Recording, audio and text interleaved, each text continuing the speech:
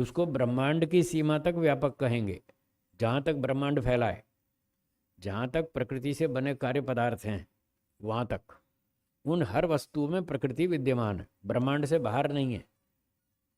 इसलिए हम इसको सर्वव्यापक, या तो फिर सर्वव्यापक की परिभाषा करें। सर्व से क्या तात्पर्य है? सर्व से तात्पर्य है बना हुआ ब्रह्मांड, तो सर्वव्यापक कह देंगे, तब तो कह देंगे। जब हम पहले परिभाषा कर दें और हमने कोई खोल के परिभाषा नहीं की तो हम व्यापक तो कह सकते हैं, क्योंकि फिर हम कहेंगे ईश्वर सर्वव्यापक है और कहेंगे प्रकृति भी सर्वव्यापक है, तो फिर वो प्रकृति ईश्वर जितनी फैली होनी चाहिए।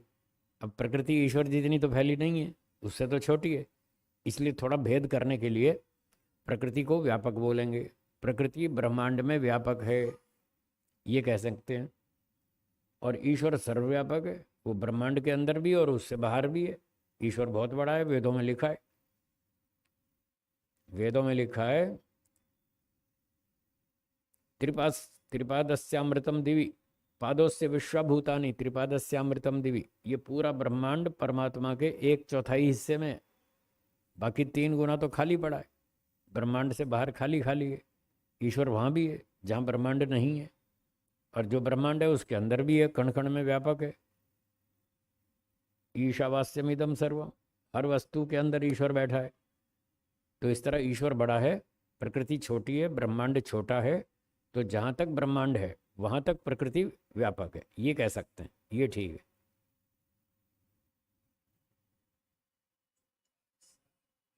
वो भी मोटी भाषा है, हाँ, चौथाई नहीं है वास्तव में। वो तो ईश्वर तो अनंत है, 4 गुना नहीं है जगत से, बहुत बड़ा है। ये तो खाली समझाने के लिए बोला है, समझाने के लिए मोटी भाषा में कहा है ऐसा। ब्रह्मांड ही समझ में नहीं आ रहा लोगों को, कितनी दूर तक फैला है। बड़े बड़े वैज्ञानिक फेल हो गए बेचारे, उनकी मशीनें फेल हो गई, दिमाग फेल हो गया, वो नहीं समझ पा रहे कितनी लंबी चौड़ी दुनिया है। एक वैज्ञानिक ने बताया मुझे, आप भी जानते हैं, प्रोफेसर वर्मा जी, गुजरात यूनिवर्सिटी के हेड होते, HOD थे फिजिक्स वाले। उन्होंने बताया कि अब तक साइंटिस्ट लोगों ने कितनी बड़ी दुनिया देख ली। उन्होंने बताया था ये जो हमारी आकाशगंगा है जिसमें हम रहते हैं, इसका नाम है मिल्की वे। मिल्की वे, इस मिल्की वे में उन्होंने बताया 10 खरब सूर्य हैं। ये तो एक सूर्य है जिसकी लाइट में हम बैठे हैं, एक ऐसे और इससे भी बड़े बड़े 10 खरब। एक आकाशगंगा में इतने सूर्य हैं, फिर उनके अपने अपने परिवार हैं, सौरमंडल। जैसे हमारे सूर्य का परिवार है, ऐसे उनके भी अपने अपने परिवार हैं। कितने कितने सूर्य बताए? 10 खरब। 10 खरब कम नहीं होते, बहुत होते हैं एक आकाशगंगा में। फिर बोले ऐसी ऐसी 10 खरब आकाश गंगाओं का हम पता लगा चुके हैं। 10 खरब आकाश गंगाओं का वैज्ञानिक लोग पता लगा चुके हैं, संसार में इतनी बड़ी दुनिया है। और फिर वो आगे कह रहे हैं अभी तो आधी दुनिया देखिए, अभी आधी तो हमारी पकड़ से बाहर है, अभी तो समझ में ही नहीं आ रहा और कहाँ तक फैली है दुनिया, वो समझ में नहीं आ रहा।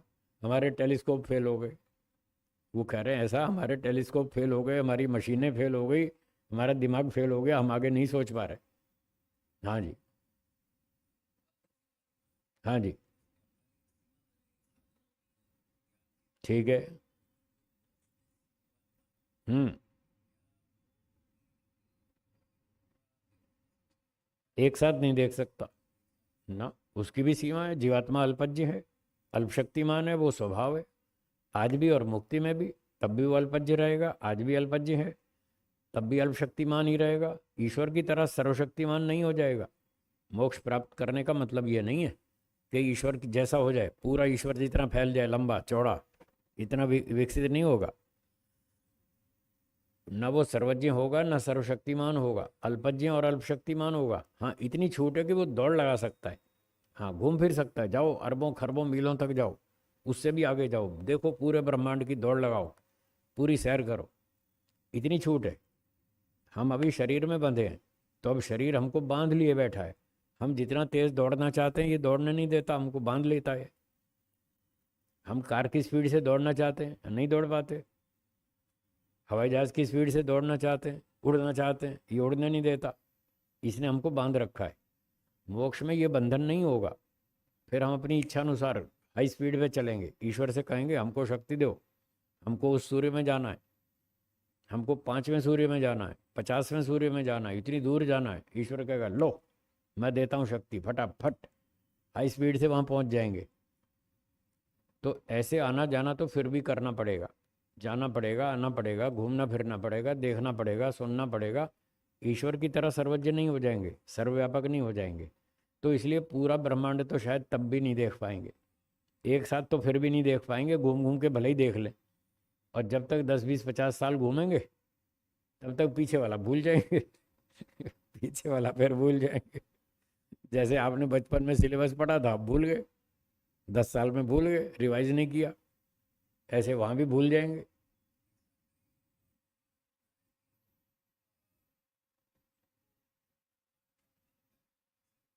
हाँ, अंतिम सिरा। हाँ हाँ हाँ हाँ, जा सकता है, ब्रह्मांड से बाहर जा सकता है, बिल्कुल जा सकता है, यही तो बात है। इसी का नाम तो मुक्ति है। अगर ब्रह्मांड की सीमा से बाहर नहीं जा सकता तो बंधन है। फिर तो बंधन हो गया, तुम यहाँ नहीं जा सकते। आपको याद हो तो मैं कई बार ये वाक्य बोलता रहता हूँ, मोक्ष में कहीं भी नो एंट्री का बोर्ड नहीं होता। बोला ना, पहले कई बार बोला, वहाँ नो एंट्री का बोर्ड कहीं नहीं है। कहीं भी जाओ पूरी छूट है, ब्रह्मांड में घूमो, ब्रह्मांड से बाहर जाओ, कितनी भी दौड़ लगाओ, पूरी छूट है। आप दौड़ दौड़ के थक जाओगे, ईश्वर का किनारा नहीं मिलेगा। इसलिए कहा ईश्वर अनंत है। ईश्वर अनंत है, उसका किनारा सिरा आपको नहीं मिलेगा। ईश्वर के अंदर ही रहना है, उसके अंदर घूमते रहो, देखते रहो, ईश्वर का आनंद लेते रहो, संसार के नज़ारे देखते रहो। यहाँ मछलियाँ हैं, यहाँ मगरमच्छ हैं, यहाँ खरबूजे हैं, यहाँ तरबूज हैं, यहाँ बालूशाही है, यहाँ नारंगी है, यहाँ संतरा है, यहाँ कुछ है। दुनिया भर के नज़ारे देखते रहो, घूमते रहो। व्हाइट हाउस में घुस जाओ अमेरिका में, देखो वहाँ क्या तमाशा हो रहा है। उत्तर प्रदेश की विधानसभा में घुस जाओ और वहाँ देखो लोग कैसे बातें करते हैं और कैसे बदतमीजी करते हैं, सारा देख सकते हैं। लोगों की बातें सुन सकते हैं, किसी भी वस्तु का टेस्ट चेक कर सकते हैं, इसका स्वाद कैसा है, इसका कैसा है। सब छूट है, सब पूरी छूट है। जितने काम यहाँ करते हैं उतने सब वहाँ करने की छूट है। बस वहाँ जीवात्मा सुख लेने के उद्देश्य से नहीं घूमेगा। मोक्ष में प्रकृति का सुख लेने के लिए नहीं घूमेगा, प्रकृति के पदार्थों की जानकारी करने के लिए घूमेगा, क्योंकि ज्ञान की कमी है। वो अल्पज्ञ है, वो जानना चाहता है समुद्र में कैसी कैसी मछलियाँ हैं, कैसे कैसे मगरमच्छ हैं, वो क्या खाते हैं, कैसे खाते हैं, उनका पाचन कैसे होता है भोजन का, शेर कैसे हमला करता है, वो जानना चाहता है।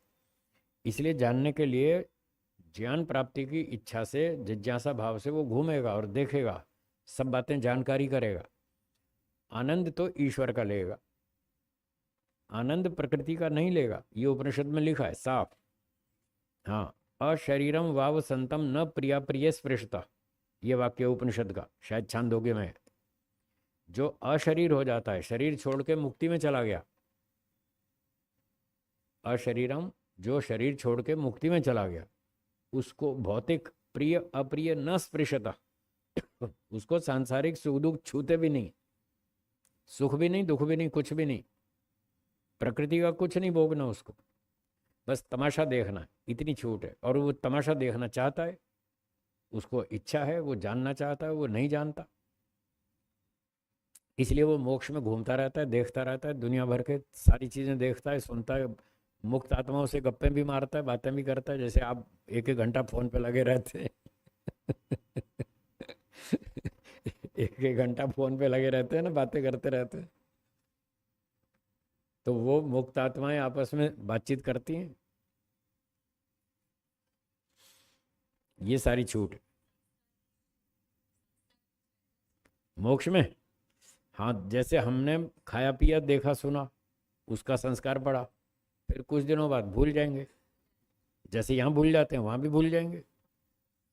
स्टोरेज लिमिटेड है, जो जीवात्मा है अल्पशक्तिमान है, उसको देखने सुनने की याद करने की क्षमता सीमित है। अगर वो उस चीज़ को दोहराता रहेगा तो याद रहेगा। जैसा नियम यहाँ है ऐसे वहाँ है। अगर दोहराते रहेंगे तो याद रहेगा, दोहराना छोड़ देंगे तो भूल जाएंगे। फिर अगली चीज़ देखेंगे उसको याद कर लेंगे, फिर अगली चीज़ देखेंगे उसको याद कर लेंगे। पीछे वाली भूलती जाएगी, आगे वाली अंदर आती रहेगी।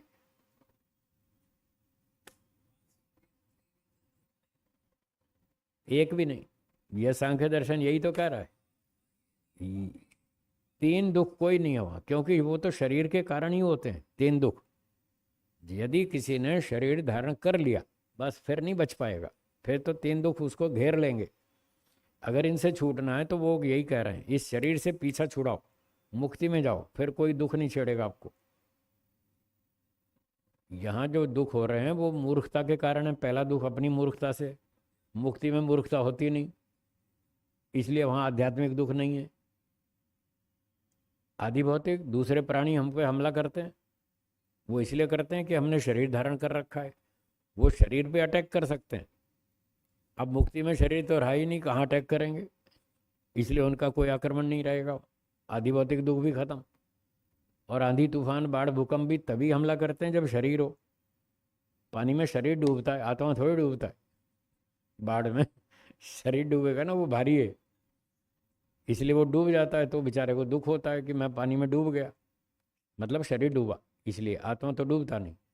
अब जब मुक्ति में शरीर नहीं है तो उसको अग्नि जला नहीं सकती, पानी गर्म वो ठंडा कर नहीं सकता, गला नहीं सकता, सुखा नहीं, हवा सुखा नहीं सकती। जो सारे गीता के श्लोक आपने सुन रखे हैं, नैनम छिंदंती शस्त्राणी, शस्त्र आत्मा को काट नहीं सकते। अब तो वो शुद्ध रूप में है, अब शरीर तो है नहीं। शरीर को ये शस्त्र काट सकते हैं, शरीर को जला सकते हैं, शरीर को गला सकते हैं, शरीर को सुखा सकते हैं। ये भौतिक चीज़ें, अग्नि जल वायु आदि। आत्मा को तो कोई असर ही नहीं है। अब हम सूर्य में भी चले जाएंगे ना, तब भी गर्मी नहीं लगेगी। सूर्य के अंदर घुस जाएंगे, इतने खतरनाक गर्मी है वहाँ। उसकी गर्मी भी तब अटैक करेगी जब शरीर है। जब मुक्ति में शरीर ही नहीं है तो वहाँ पर आत्मा को कोई गर्मी नहीं लगेगी। सूर्य के अंदर बहुत भारी टेम्परेचर है, खतरनाक। एक पुस्तक में पढ़ा था मैंने फिजिक्स की, 1,40,40,00,000 सेल्सियस। कितना? 1,40,40,00,000 तापमान है सूर्य के नाभिक में।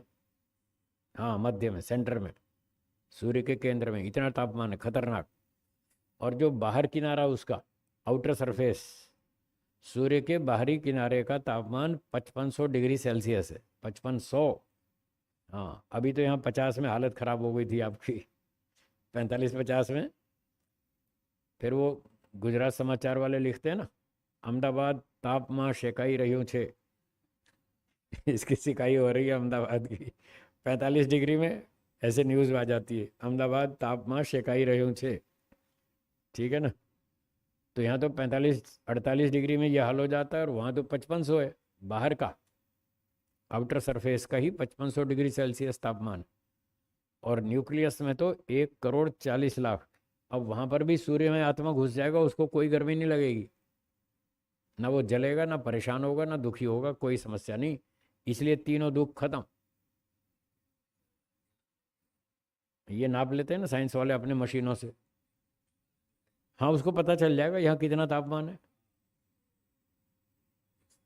आप कहोगे जी उसके पास वहाँ कौन सा मीटर है, कौन सा मीटर लेके घूमता है जिससे वो नाप लेता है। उसके पास मीटर नहीं है, ईश्वर के पास तो है ना। ईश्वर से पूछ लेगा भाई यहाँ कितना तापमान है ईश्वर उसको बता देगा यहाँ इतना तापमान है। गूगल है, ईश्वर तो मोक्ष में गूगल है, हर समय जो चीज़ चाहो सब बताएगा, मोक्ष में सब बताएगा। यहाँ तो उसकी सीमा है, हमारी भी सीमा है, यहाँ हम सारी बातें नहीं समझ सकते, हमारा अध्ययन नहीं है, बैकग्राउंड नहीं है, इसलिए ईश्वर सारे प्रश्नों के उत्तर यहाँ नहीं देगा। मोक्ष में तो सब देगा। अब हम पात्र बन चुके हैं, मोक्ष में पहुँच गए, अब पात्र बन गए। अब हम जो जानना चाहेंगे ईश्वर फटाफट बताएगा। जैसे बच्चा आपके साथ चलता है तो छोटा बच्चा पूछता है ना, पिताजी ये क्या है, तो पिताजी कहते हैं बेटा ये कौवा है, ये कबूतर है, ये तोता है, ये हलवाई है, ये मिठाई है, ये स्कूटर है, ये कार है, ये ट्रेन है, देखो देखो हवाई जहाज आया। जैसे बच्चा बाप से पूछता है और पिताजी उसको सब बात बताते रहते हैं। तो हमारा तो मोक्ष में ईश्वर के साथ बाप बेटे वाला रिश्ता है। अब बेटे को बाप से पूछने में कोई शर्म है क्या? बस, तो हमें फिर ईश्वर से क्या शर्म है? कुछ नहीं, खुल के पूछेंगे जो पूछो, और भगवान फटाफट बताएगा। उसको हर चीज़ मालूम है। पिताजी की तो सीमा है, वो हर चीज़ नहीं जानते। एक सीमा के बाद चुप हो जाएंगे, हाँ बेटा बताएंगे बताएंगे ऐसे कहकर उसको टाल देगा, चुप करा देगा। तो वहाँ तो ये समस्या भी नहीं है। जो चाहो सब पूछो, सब बताएगा ईश्वर। जितना हम समझ सकते हैं उतना बता देगा, और जो हमारी समझ से बाहर है वो नहीं बताएगा। जैसे अभी मुक्ति में से आ रहे लौट के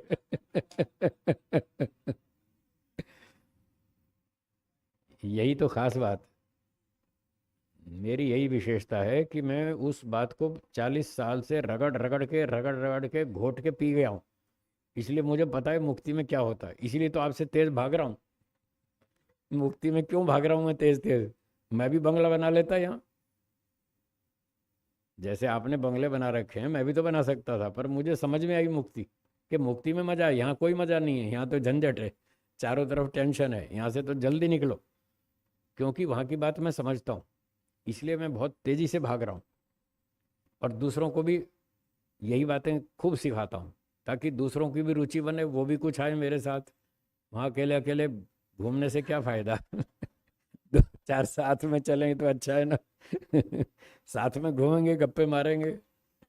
इसलिए मैं देश भर में घूमता हूँ। 2 4 5 25 और लोग भी मेरे साथ आए तो मजा आएगा, अच्छा लगेगा।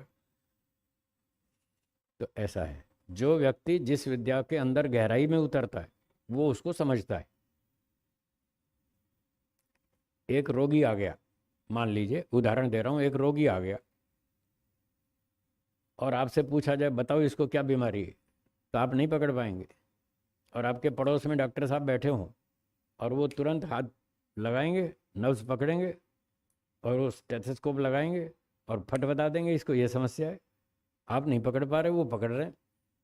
उनके पास एक विशेष विद्या है जिसका उन्होंने अभ्यास किया, 30 40 साल अभ्यास किया।